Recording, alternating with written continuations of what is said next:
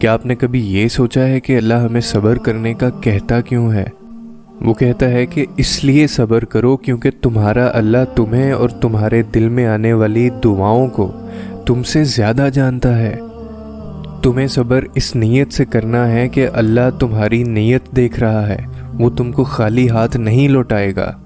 یہاں تک کہ تمہیں تو تب بھی صبر کرنا ہے جب آپ صبر کے راستے پر اپنے قدم جما نہیں سکتے، تب بھی آپ کو اس پر چلنا ہے۔ آپ چلنا مت چھوڑیں، کیونکہ وہ جانتا ہے کہ آپ اس ہستی کے سامنے ہیں جو سب کچھ دیکھنے والا ہے اور سب کچھ جاننے والا ہے، وہ جو کبھی آپ کے اصرار سے پریشان نہیں ہوتا، وہ جو ہمیشہ آپ کو سنتا ہے۔ اور یقین کرو وہ آپ کی تکلیف سے کبھی بھی لا تعلق نہیں ہوتا۔ اور پھر تمہیں صبر اس لیے بھی کرنا ہے کہ دینے والے نے وعدہ کر رکھا ہے، اور جب ایسا ہو تو پھر تمہیں وہ چیز حاصل کرنے سے کوئی نہیں روک سکتا، یہ دنیا والے بھی نہیں۔ کبھی کبھی وہ ہمارے دل میں گزرنے والی معمولی خواہشات کو پورا کر کے بتاتا ہے کہ دیکھو میں تمہارے کتنے قریب ہوں۔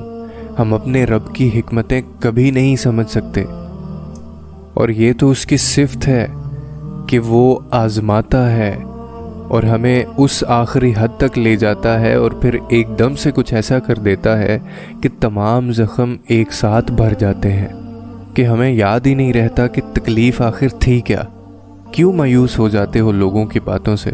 کیا تم نہیں جانتے تمہارے بکھرے وجود کو سمیٹنے والا تمہارا اللہ تمہارے ساتھ ہے؟ کیوں اندھیرے سے گھبرانے لگتے ہو؟ کیا تم جانتے نہیں کہ اس اندھیرے کے بعد سویرا لانے والا تمہارا اللہ تمہارے ساتھ ہے؟